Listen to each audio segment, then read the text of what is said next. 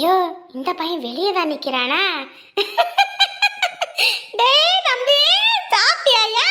தூங்காம என்னடா பண்ணிக்கிட்டு இருக்க இங்கே? நான் என்ன பண்றேன்னு இருக்கட்டும், நீ என்ன பண்ணிட்டு வர? இன்ன வரைக்கும் வீடு வராம எங்க போய் சுத்திட்டு வர? இங்க பாருமா, உன்கிட்ட தான் கேட்டுக்கிட்டு இருக்கேன். வயசான காலத்துல நீ பாட்டுக்கு எங்கிட்டாவது போய் சுத்திட்டு வருவ, அப்புறம் உடம்பு சரியில்லைன்னு படுத்துக்கிட்டா எவன் பாக்குறது? நான் கூட சின்ன பொண்ணு சொல்லும் போது என்னமோன்னு நினைச்சேன், நீ ஊரை சுத்திக்கிட்டு தான் கிடக்குற போல இருக்கு. ஐயோ ஐயோ ஏன்டா நீ வேற போடா. ஊச மாதிரி பண்ணிட்டு இருக்கானம்மா, எங்கம்மா போன? அது ஒண்ணும் இல்லடா, நம்ம பின்னாடி வீட்டுக்காரி இருக்கால, பெரியம்மா வீட்டுக்கு என்ன? ஆமா உங்க பெரிய அம்மா வீடு. அவன் மான மரியாதை எல்லாம் வாங்கி போட்டான்டா அவன். என்னம்மா பேசிட்டு இருக்க? அதான்டா அந்த அமுதா இருக்கால, அவனோட வீட்டுக்காரு பஞ்சாயத்தை கூட்டி மான மரியாதை வாங்கி போட்டான்ல. என்னம்மா பேசிட்டு இருக்க? நம்ம குடும்பமா அது? அவன் அப்படி பேசியிருக்கான்னு சொல்லிட்டு இருக்க, நீ என்ன பேசிட்டு இருக்க? ஆமா நம்ம குடும்பம், நம்ம குடும்பம். என்ன அப்படியே செஞ்சு போட்டா, பெருசா பெரியம்மா பெரியம்மா தூக்கி வச்சுக்கிட்டு ஆடுற. அம்மா 1000 தான் இருந்தாலும் நமக்கு ஒரு பிரச்சனைனா அவங்க தான் வராங்க, அவங்களுக்கு ஒரு பிரச்சனைனா நம்ம போறது இல்லையா? அவன் என்ன பேசுனா? ஏற்கனவே அவனை பொழந்து விட்டு தான் அன்னைக்கு அனுப்புனேன்.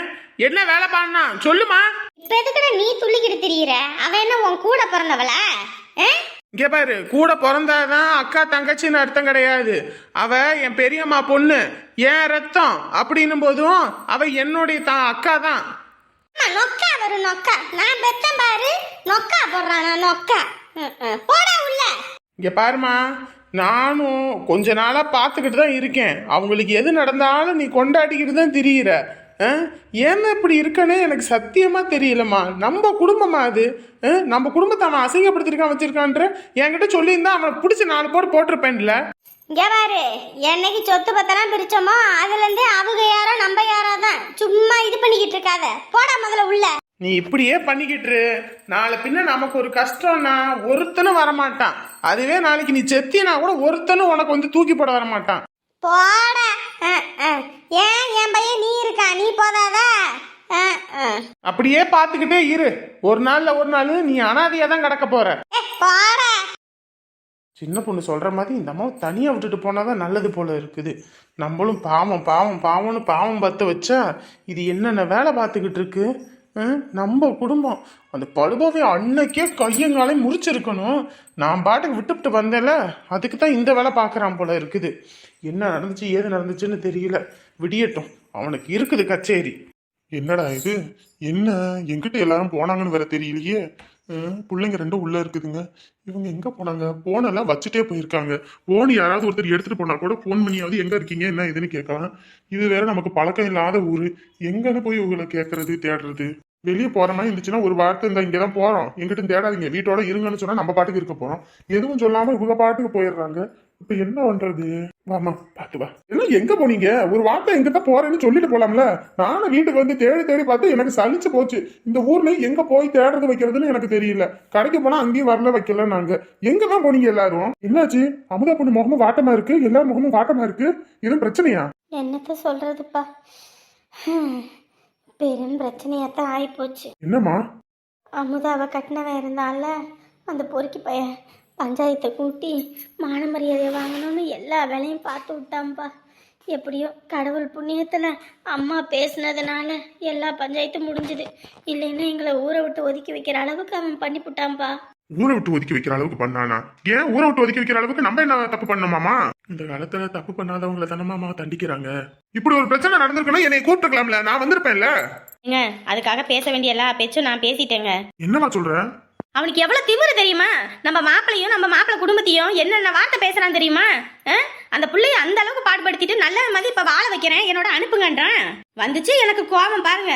ஒருத்தரே விடல. அது வந்து ஊர் தலைவர்கள்லாம் இந்த பொண்ணு பக்கத்துல இருக்க நியாயத்தை புரிஞ்சுக்காம பேசுறாங்க. போய் வாழுன்னு அப்படி கஷ்டப்படுத்துறவனோட போய் வாழுன்றாங்களே. அவன் கூட ஒரு 2 நாள் அவங்க இருந்தாங்கன்னா தானே தெரியும் அவனோட அருமை என்ன பெருமை என்னன்னு. பஞ்சாயத்து பேசினாலும் 2 பக்கமும் விசாரிச்சு என்ன ஏதுன்னு பேசணும். ஒரே பக்கமா பேசினாங்க. எனக்கு கோவம் வந்துருச்சு. நல்லா புடிச்சு திட்டி விட்டேன். அதுக்கப்புறம் தான் சரின்ட்டு நம்ம பக்கத்துல இருக்க நியாயத்தை புரிஞ்சுக்கிட்டாங்க. அது வரைக்கும் அவன் சொல்றதா வேத பார்க்கணும். அவனுக்கே சப்போர்ட் பண்ணி பேசிக்கிட்டு இருக்காங்க எல்லாரும். ஒருத்தர் கூட அங்க இருக்க ஒருத்தர் கூட உனக்கு என்னமா பிரச்சனை, நீ ஏமா போக மாட்டேங்கிற அப்படின்னு கேட்கல. போய் வாழு வாழ்னு எனக்கு வந்துச்சு பாருங்க ஆத்திரம். அதுவும் இல்லாம நம்ம மாப்பிள்ளையோட வேலையை வேற பிடிக்க விட்டானா. அதுவும் இல்லாம பிள்ளைக்கு கல்யாணம் வச்சிருக்கோம். இதை பாக்குறதா என்னென்னதை தான் பாப்பாரு. பிடிச்ச பேசுற பேச்சுக்கு எல்லாம் ஓடிட்டானுங்க. இப்ப என்ன சொன்னாங்க? இனி எந்த பிரச்சனையும் இல்லைப்பா. இனி அமுதாவுக்கும் அவனுக்கும் எந்த ஒட்டும் கிடையாது, எந்த உறவும் கிடையாது. மொத்தமாக எல்லாத்தையும் முறிச்சு விட்டு பேசியாச்சுப்பா. மறுபடியும் எதுவும் பிரச்சனை பண்ணா? அதெல்லாம் எதுவும் பண்ண மாட்டான்ப்பா. பண்ணுனா பார்த்துக்கலாம். இந்த ஊர்க்காரவங்களுக்கெல்லாம் எவ்வளவோ செஞ்சிருக்கேன் மாமா. ஆனா ஒரு பய கூட எனக்காக சப்போர்ட் பண்ணி பேசி வரல தெரியுங்களா? நான் அப்பயே நினைச்சுக்கிட்டேன் காசு இருக்க வரைக்கும் தான் எல்லான்னு. ஆமாங்க சம்மந்தி, இந்த ஊரில் சாப்பாட்டுக்கே அப்போல்லாம் ரொம்ப கஷ்டமாக கிடக்கும். எல்லார் வீட்லேயும் சோறு திங்கவே அம்பிட்டு கஷ்டப்படுவாங்க. என் புருஷனும் என் மாமனாரும் கஷ்டப்பட்டு சம்பாரிச்சு இந்த ஊருக்கே படி அளந்தாங்க. ஏன் இந்த ஊர் தலைவராக இருக்காங்களே அவங்களே சோத்துக்கு வழி இல்லாமல் நம்ம வீட்டில் தான் வந்து சாப்பிடுவாங்க. வர பஞ்சம் அப்படியெல்லாம் சாப்பிட்டுப்புட்டு இன்னைக்கு எல்லாரும் நம்மளையே பேசுகிறாங்க தெரியுங்களா? வாழ்ந்து கெட்ட குடும்பம் அம்பிட்டு கேவலமா. சோத்துக்கே வழி இல்லாம பட்னி கிடந்தவங்களுக்கு சோறு போட்டு வளர்த்ததுக்கு எல்லாரும் சேர்ந்து அப்படி அசிங்கப்படுத்திட்டாங்க சம்பந்தி. ஒருத்தன் கூட நமக்கு சப்போர்ட் பண்ணி பேச வரல. ரோட்ல போற நாய்க்கு சோத்த போட்டிருந்தா கூட அது நன்றியோட வாழாட்டும். நம்ம எங்கிட்டாவது போனா கூட பின்னாடியே வரும். ஆனா மனுஷ மக்கள் சின்ன சோத்துக்கு கூட நன்றி விசுவாசம் இல்லாம வாய்க்கு வந்தபடியெல்லாம் பேசுறாங்க. விடுங்க மாப்பிள்ள, காலம் கெட்டு போச்சுங்க. கலியுகம். இங்க எல்லாத்துக்கிட்டையும் நம்ம நன்றி எதிர்பார்க்க முடியாது. ஏங்க அதுக்குன்னு இப்படி அங்க பேசுவாங்க? ஒரு மனுஷனை அடிக்கலாம், ஒரு தடவை 2 தடவை பண்ணல. ஒரு குடும்பத்தையே அழிக்கணும்னு நினைச்சா நான் சொல்லிவிட்டேன். என் மாப்பிளைக்கு யாரும் இல்லை நினச்சிக்கிட்டியா, என் சம்மந்தி குடும்பத்துக்கு யாரும் இல்லைன்னு நினச்சிக்கிட்டியா? நான் இருக்கேன். எதுக்கு எடுத்தாலும் நான் இம்பிட்டு செஞ்சிருக்கேன் அப்படின்னு பெருமை பேத்திக்கிட்டு தெரிஞ்சேன். எனக்கு வந்துச்சு கோவம். 4 வருஷத்துல என்ன நகரட்டை வாங்கி போட்டேன், என்ன துணிமணியை வாங்கி போட்டேன்னு பிடிச்சி 4 போட்டு போட்டேன் பாருங்க. வாயே திறக்கல. 18 வருஷம் சம்மந்தியம்மா செய்யாததான் இந்த 4 வருஷத்துல அவன் செஞ்சு விட்டானே. செஞ்சேனா நான் சொல்லிவிட்டேன். எவ்வளவு செஞ்ச எழுதி கணக்கு கொடு, நான் அந்த காசை கொடுத்து போடுறேன். எங்க புள்ள இப்ப கர்ப்பப்பை இல்லாம இருக்குது, அந்த கர்ப்பப்பையை நீ திருப்பி கொடு அப்படின்னு கேட்டேன். விட்டா ஓட்டான்னு ஓடிவிட்டான். சரி விடுங்க, பிள்ளைக்கு பிடிச்ச பீட இதோட விட்டுச்சுன்னு மறுபடியும் அதை பத்தி பேசணும்னா கூட அது நமக்கு தலைவலிதான். ஆனா ஒண்ணு புரிஞ்சுக்கிட்டேன் சம்மந்தி, இந்த உலகத்துல காசு பணம் இருக்க வரைக்கும் தான் மதிப்பு மரியாதை எல்லாம். அது இல்லைன்னு வைங்க நம்மள செருப்புக்கு சமமா கூட வைக்க மாட்டாங்கன்னு நல்லா புரிஞ்சுக்கிட்டேங்க. விடுங்கம்மா, இவங்க எல்லாம் மதிச்சா என்ன மதிக்காட்டி என்ன? காசு இருந்தா மதிப்பு கூடும், காசு இல்லைன்னா மதிப்பு குறையும், அவ்வளவுதான். அதெல்லாம் எதை பத்தி நீங்க யோசிக்காதீங்க. நம்ம புள்ள நமக்கு உயிரோட கிடைச்சிருக்கா, அது போதும். சரிங்களா? நம்ம புள்ளைய நம்ம பாத்துக்குவோம். நம்ம இத்தனை வருஷம் பார்த்தோம், இதுக்கப்புறம் என்ன பாத்துக்க மாட்டோமா?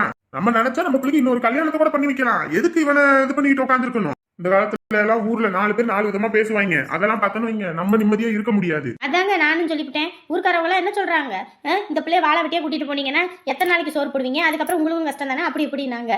நான் சொல்லிவிட்டேன், எங்க பிள்ளைக்கு அப்படின்னா நாங்க வாழ வைப்போம், எங்களுக்கு பார்க்க கஷ்டமா இருந்துச்சுன்னா அப்படின்னு பேசினதுதான். சரி விடுங்க, எல்லாம் முடிஞ்சதா இருக்கட்டும். எம்மாடி, பிள்ளைக்கு பிடிச்சது எல்லாம் விலகட்டுமா. போமா, போய் தண்ணி எடுத்துட்டு வந்து பிள்ளைக்கு தலை முழுக்கி உள்ள கூட்டிக்கிட்டு போவோம். சரிப்பா. அமுதாமா, அதெல்லாம் நீ கவலையே படாத, சரியா? நாங்க இருக்கோம், பாத்துக்கிறோம். என்னைக்கும் தைரியமா இருக்கணுமா. பொண்ணுங்கன்னா தைரியமா இருக்கணும். தைரியம் இல்லாம இருந்தாலும் வையே ஒண்ணுமே பண்ண முடியாது. பொண்ணுங்க நெருப்பு மாதிரி இருக்கணும். நம்மள தப்பா ஒரு பார்வை ஒருத்தன் பார்த்தாலும் சரி, தப்பா ஒரு கை நம்ம மேல பட்டாலும் சரி, அதை அடிக்கிறதுக்கு நம்ம மனசுல தைரியம் இருக்கணும். பயந்து ஒடுங்கி எங்கேயும் போய் மூளையில உட்காரக்கூடாது. பெண் கடவுளையே எடுத்துக்க, கோவில்ல கருவறையில சாந்தமாவும் உட்கார தெரியும். அதுவே தன்னோட பக்தர்களுக்கு ஒரு பிரச்சனைனா காலியாவும் உருமாற தெரியும். அந்த மாதிரிதான் பொண்ணுங்களும் இருக்கணும். தனக்கோ தன் குடும்பத்துக்கோ ஒரு பிரச்சனைன்னு வையே காலியா மாறணும். நமக்கு தப்பு பண்றவங்கள வதம் பண்றதுக்கு தயாரா இருக்கணும்.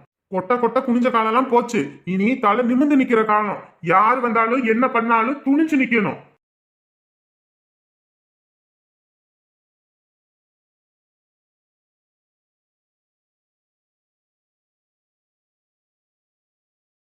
ஒரு சில பொண்ணுங்களுக்கு வீட்டுல பாக்குற மாப்பிள்ளைங்க தான் சரியில்லாம இருக்காங்க. சரி, காதலிச்சு கல்யாணம் பண்றவங்களா நல்லவங்களா இருக்காங்களா? அவங்க பண்றதை விட அதிகமா பண்றானுங்க. அவங்களுக்கு அவங்களுக்கு ஒவ்வொரு பொம்பளை பிள்ளை பிறக்கும் போது தெரியும் அந்த வலியும் வேதனையும் என்னன்னு. என் பிள்ளைய எப்படி எல்லாம் வளர்த்தேன். குரங்கு கையில பூ மாலை கிடைச்ச மாதிரி பிச்சு புடுங்கி போட்டுட்டான். இன்னைக்கு நாங்களும் இல்லைன்னா வீட்டில் சேர்க்கலன்னா இவ கதி என்ன ஆகிறது? ஐயோ ஆண்டவனே, உனக்கு கண்ணு இல்லையா? எதுக்கு தான் இவளுக்கு இப்படி ஒரு சோதனைன்னு தெரியல. சரி போய் தொலையுது, விட்டதெல்லாம் போய் தொலையுது. இனிமேலாவது இவளுக்கு பிடிச்ச கரங்களாம் விட்டு நல்லா இருக்கணும். என்ன தம்பி பஞ்சாயத்து பேசி இப்படி முடிச்சு போட்டாங்க? அதான்க்கா, ஊர் தலைவர்கள்லாம் நமக்கு சப்போர்ட் பண்ணி பேசுவானுங்க. எப்படியாவது அவளை மறுபடியும் இங்கே கூட்டிட்டு வந்துருவான் வச்சிருவோன்னு பார்த்தேன். அதுக்குள்ள எல்லாத்தையும் முடிச்சுக்கிட்டாளே அந்த கிளவி. ஆமாடா தம்பி, எந்த ஒரு காரியம்னு தெரியல. தலைவர்களையே இந்த கிளி கிழிச்சு விட்டா. நானே சத்த நேரம் வாயடிச்சு போயிட்டேன்னா பாத்துக்கவே. அப்பயும் சொல்றேன், ஏமா புருஷன் முன்னாடி பஞ்சாயத்து, நீ ஆமா மூக்க நுழைக்கிறனத்துக்கு என்னையவே என்ன கிளி கிழிச்சு பிடிச்சு பாத்தியா? ராணி வாயவே திறக்க மாட்டா. அவங்க ஆத்தாக்காரி என்ன போடுறா. அம்மாடி, அவகிட்டலாம் வாய கொடுத்தா வாங்கி கட்டிட்டு தான் போகணும் போல இருக்கே. ஆமாக்கா, நம்ம ஊர் தலைவர்கிட்ட கிட்ட பேசுறதுக்கே எட்டுன்னு பயப்படும். இவ எந்த ஊர்க்காரி வந்து அந்த போடு போட்டதுல இவங்களே வாயடிச்சு போயிட்டாங்க. நானே வேலைக்கு போறேன், வீட்டுல நானே துணி துவைக்கணும், நானே பாத்திரம் பண்ண கழுவணும், நானே சமையல் செய்யணும். சரி, அவளை இங்க கூட்டிட்டு வந்தா அடி போட்டோம்னா போதும், அவ பாட்டுக்கு எல்லாம் செஞ்சு வச்சிருவா. நம்ம பாட்டுக்கு வேலைக்கு போனோமா வந்தோமா தின்னமா படுத்தமான்னு இருப்போம். இப்ப மொத்த வேலையை நம்மளே செஞ்சுக்கிட்டு கிடக்கிறதுனாலதான் சரி அவ வந்தா இங்க வேலைக்காரியாட்டம் கிடப்பான்னு பார்த்தா அதுக்கு ஆப்பிடிச்சிட்டு போயிட்டா. இல்லன்னு வைங்க, மொத்த ஊரும் சேர்ந்து அவளை என்னோட அனுப்பி வச்சிருக்கோம். அதானே புருஷனோட வாழ்றதானே பொண்ணுக்கு பெருமை. அவங்களுக்கு என்ன புரியுது? தம்பி என்ன ஒரே மாசம் எண்ணி 30 நாள் பாத்துக்க. அவங்க ஆத்தாக்காரி பேசுற பேச்சு தாங்க முடியாம அவளே தப்புச்சோம் பொழைச்சுன்னு இங்க ஓடி வருவா. சரியா? அதுக்கப்புறம் அவளை வச்சு செய்வோம். யாரு கேட்கறதுக்கு இருக்கா? விடியா. ஆனாலும் பாத்தீங்களாக்கா, நான் எம்புட்டு செஞ்சிருப்பேன். எம்புட்டு என் கையால தின்றுப்பாங்க. கொஞ்சம் கூட நன்றி விசுவாசமே இல்ல பாத்தீங்களா? ஆமாய்யா, இப்பெல்லாம் திங்கிற வரைக்கும் தான். தின்னு முடிச்சதுக்கு அப்புறம் நன்றிய வா எதிர்பார்ப்பாங்க. நல்ல நாள் பெரிய நாள் துணிமணி எடுத்து கொடுத்துருக்கேன், என்னென்னலாம் பண்ணியிருக்கேன். அதெல்லாம் கொஞ்ச நேரத்துல மறந்துட்டு போயிட்டால. அவளை எனக்கு துரோகம் பண்ணிட்டு போயில நல்லாவே இருக்க முடியாதுக்கா. நல்லாவே இருக்க மாட்டாக்கா அவளாம். உன் நல்ல மனசுக்கு, உன் தங்கமான மனசுக்கு அவ கஷ்டம்லாம் பட போறா பாரு. அதுவும் இல்லாம இங்கேயாவது இருக்கும்போது நீயாவது வாங்கி போடுவ, நல்லா தின்னுவா. இப்ப அவங்க அண்ணனுக்கு வேலை இல்ல, பார்த்து சோத்துக்கு சிங்கி அடிக்க போறாங்க. அதான் அந்த கிளவி சொல்லிவிட்டாலேக்கா, என் மாப்பிள்ளைக்கு நாங்க டீ கடை கூட வச்சு தருவோன்னு. அப்படி எதுவும் வச்சு கொடுத்தாங்க, அவன் கடை நடத்த முடியாது. என் வாழ்க்கையே கெடுத்து விட்டானுங்கல்ல. எங்க ஆத்தால என்கிட்ட இருந்து பிரிச்சான், இப்ப என் பொண்டாட்டி பிள்ளை என்கிட்ட இருந்து பிரிச்சிருக்கான். அதுக்கெல்லாம் வஞ்ச வச்சு அந்த குடும்பத்தை பாருங்க நான் என்ன பண்றேன்னு. என்னையா பண்ண போற? நீ பாட்டுக்கு இப்படியே சொல்லிக்கிட்டு தான் இருக்கணும். இந்த பஞ்சாயத்து கூப்பிட்டு அவங்க மான மரியாதையை வாங்குவேன்னு பார்த்தேன். கடைசியில பார்த்தா நம்ம மான மரியாதை போய் நம்ம தான் மூக்கடு போட்டு இங்க ஓடி வந்திருக்கோம். இனிமே என்ன பண்றது? எங்க இருந்தாலும் வாழ்க, மஞ்சள் பூ பொட்டோடு வாழ்கன்னு வாழ்த்திட்டு தான் வரணும். வாழ்த்துவே நினைச்சீங்களா? இப்பதான் வேலை வெட்டி இல்லாம அவனுக்கு அடி விழுந்திருக்கு. அதுக்கப்புறம் இந்த கல்யாணம் எப்படி நடக்குதுன்னு பாக்குறேன் இருங்க. என்ன தம்பி சொல்ற? நானே சந்தோஷமா இல்லாத போது அந்த குடும்பத்துல உள்ளவங்களை சந்தோஷமா இருக்க விட்டுருவானே. பின்ன அதுக்கெல்லாம் நான் ஒரு முடிவு கட்டியிருக்கேன். அதை கூடிய சீக்கிரத்துல நீங்க பாப்பீங்க. ஏய் தம்பி, என்ன ஏதுன்னு சொல்லுடா. எனக்கு மண்டையே வெடிச்சிருண்டா யோசிச்சு. சொல்டா தம்பி. எகோய், அதெல்லாம் இப்ப சொல்ல முடியாது. நடக்கும் போது உனக்கு புரியும். ஐயோ, ஆறுமுகம் சொன்னானே அதுபடி நடந்துருச்சேன்னு நீயே சொல்லி அதிர்ச்சி அடைவ பாரு. ஐயோ டே தம்பி சொல்லுடாப்பா, என்னப்பா பண்ண போற? எனக்கு மண்டையே வெடிச்சிருண்டா யோசிச்சு. சொல்லு தம்பி. அந்த கல்யாணம் நீ நடக்கும்னு நினைக்கிற? ஆமா, நடக்காமையா இருக்கும். இத்தனை வருஷம் தான் மாப்பிளையே வேண்டாம் நோண்டானா. இப்பதான் மாப்பிளைக்கும் பொண்ணை பிடிச்சு போச்சு, பொண்ணுக்கும் மாப்பிளைய பிடிச்சு போச்சு. கல்யாணத்துக்கு தான் துணிமணி எல்லாம் எடுத்து இந்த துணி தைக்க எல்லாம் ஏற்பாடு பண்ணிட்டாங்களா. எக்கோய், பரிசம் போட்டதுக்கு அப்புறம் மணமேடைக்கு வந்து எத்தனையோ கல்யாணம் நின்று போயிருக்கு, மறந்துட்டியா? அப்படியா? ஏன் இந்த அமுதாவே எடுத்துக்கோங்க. பரிசம் போட்டு கரெக்டா தாலி கட்டுற நேரத்துல பொண்ணை தூக்கி கல்யாணம் பண்ண பார்த்தல்ல, அந்த மாதிரி இந்த கல்யாணமும் நடக்காது. நான் நினைச்சதுதான் நடக்கும். என்னப்பா சொல்ற? அப்போ உமாவை தூக்கிட்டு வந்து நீ தாலி கட்ட போறியா? அடிச்சி வாய மூடு, வாயில பெனாயில ஊத்தி கழுவு கன்றாவி. அப்படியெல்லாம் பண்ற அளவுக்கு நான் உனக்கு கேவலமானவன் கிடையாது. அப்ப என்னப்பா பண்ண போற? பண்ணும்போது உனக்கே புரியும். ஸ்கெட்ச் போட ஆரம்பிச்சேன்னு வை, இந்த ஆறுமுகத்தோட ஸ்கெட்ச்ல இருந்து எவனும் தப்ப முடியாது. அந்த காலத்திலேயே என் பொண்டாட்டியை கல்யாணம் பண்றதுக்கு ஸ்கெட்ச் போட்டு தூக்குனேன். இதெல்லாம் எனக்கு ஏமாத்திரம். ஸ்கெட்ச் போடுறேன்றான். என்ன போட போறானே தெரிய மாட்டேங்குது. எதையும் கேட்டா சொல்லியும் தொலைய மாட்டேங்கிறான். என்னவா இருக்கும் எதுவா இருக்கும்னு யோசிச்சு என் மண்டை மொழியே வெடிச்சிரும் போல இருக்கே. ஐயோ என்னன்னு தெரியலையே. இன்னும் கல்யாணத்துக்கு கொஞ்ச நாள் தான் இருக்கு. அதுக்குள்ள இவன் என்ன பண்ண போறான்னு தெரியலையே. ஆனா எது எங்க எப்படி நடந்தா என்ன, ஊரு 2 வட்டம் பூத்தாடிக்கு கொண்டாட்டம் தானே. சாமி, என்னையா இங்க என்ன பண்ணிக்கிட்டு இருக்க? தூக்கம் வரலப்பா, அதான் அப்படியே உட்காந்துட்டு இருந்தேன். ஏன்னா பஞ்சாயத்துன்னு போனீங்க, வந்துட்டீங்க? பஞ்சாயத்து நினைச்சு முடிச்சாச்சுப்பா ஒரு வழியா. அப்பா போதும் போதும் ஆயிடுச்சு. ஏன்பா? ஒரு பஞ்சாயத்துன்னு ஒன்று பேசணும்னு வையேப்பா, எது சரி எது தப்புன்னு நம்ம அந்த பக்கத்துல இருந்து யோசிக்கணுமே தவிர நம்ம ஒரு பக்கமா இருந்து யோசிக்க கூடாதுன்னு இன்னைக்கு ஒரு அம்மா எனக்கு நல்லா புரிய வச்சுட்டாங்கய்யா. பரவாயில்ல, ஏதோ தப்பு பண்றதுக்குள்ள அந்த அம்மா பேசின பேச்சுல நம்ம சரியான இதை தான் பண்ணியிருக்கோம். அது சரி, நீ ஏன் இங்கே உட்காந்துருக்க? இல்லப்பா, நான் 20,000 ரூபாய் அம்மா கிட்ட சொல்லாம எடுத்து செலவு பண்ணிட்டேன்ல. அம்மா அதான் திட்டினாங்க, 20,000 கொண்டு வந்தாதான் வீட்டுக்குள்ள வரணும் அப்படின்னு. அதான் ஒன்றும் புரியல. அதுக்கு தான் இங்க வந்து உட்காந்துருக்கியா? அவ கிடக்குறா 20,000 ஒரு பெரிய விஷயமா? நம்ம தோட்டத்துல விளையிற விளைச்சல் ஒரு மாசத்துக்கே நம்ம 1,00,000 ரூபா 70,000 80,000 சம்பாதிக்கிறோம். இந்த 20,000 தான் ஒரு இதா? விடியா பாத்துக்கலாம். இல்லப்பா, இருந்தாலும் ரொம்ப சங்கடமா இருக்கு. என் புள்ள உன்னை பத்தி எனக்கு தெரியும். நீ எதையும் தப்பு பண்ண மாட்ட, என்னைக்கு எந்த தப்பையும் செய்ய மாட்டேன்னு எனக்கு தெரியும். நீ ஏதோ ஒரு விஷயம் பண்ணியிருக்க, நீ சொல்லாம மறைக்கிறனால அதுக்கு ஒரு காரணம் இருக்கும்னு எனக்கு புரியா. அவ அப்படிதான் சும்மா காசு காசுன்னு கத்திட்டு கிடப்பா. அதெல்லாம் நீ பெருசா எடுத்துக்காத, சரியா? அதான் என் ஃப்ரெண்டுக்கிட்டையாவது ஒரு 20,000 ரூபாய் கேட்டு வாங்கி கொடுப்போமா, இல்லை மறுபடியும் பழையபடி நான் அங்கே ஐடி கம்பெனிக்கே வேலைக்கு போகலாமான்னு யோசிச்சுட்டு இருக்கேன்ப்பா. மறுபடியும் போறியா? ஏண்டாப்பா, நீ இங்கேயே இரியா. இங்கே இருந்து நம்ம ஏதாவது ஒன்று பார்க்கலாம். நம்ம ஊரில் இல்லாததா?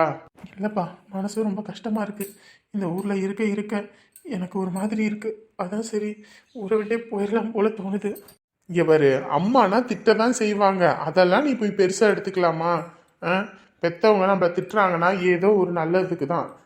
நம்ம கெட்டு போகணும், நம்ம கெட்ட வழியில் போகணும்னு திட்ட மாட்டாங்க, நல்ல வழியில் போகணுன்னு தான் திட்டுவாங்க. அதுக்காலாம் ஊரை விட்டு போகிறேன் அப்படி இப்படின்லாம் பேசக்கூடாது, சரியா? பார்த்துக்கலாம், விடு. இல்லைப்பா, நான் வெளியூருக்கு வேலைக்கு போனேன்னா கூட என் கையில் இன்னும் காசு இருக்கும். இங்கே ஒவ்வொன்றுக்கும் நான் அம்மா கிட்ட தான் கேட்கணும் வைக்கணும். அதுக்கு நான் திட்டு வாங்குறதுக்கு பதிலாக அங்கேயே போயிடலான்னு தோணுது. அவள் ஒரு பைத்தியக்காரி, எப்போ பார்த்தாலும் இப்படியே தான் அதை இதுன்னு பேசி புள்ள மனசை கஷ்டப்படுத்துறது தான் வேலை. நீ இங்கே இருக்கவும் தாயா எனக்கு ஒரு கையே இருக்க மாதிரி இருக்கு. நீயும் போயிட்டேன்னா அப்புறம் நான் என்ன பண்ணுவேன்? இங்கே இவ்வளோ சொத்து சேர்த்து வச்சிருக்குது யாருக்கு? உனக்காக தானே. நீ வெளியூருக்கெலாம் போகவும் வேணாம், ஒன்றும் வேணாம். உங்கள் அம்மா கிட்ட என்னென்ன நான் பேசணுமோ பேசிடுறேன்.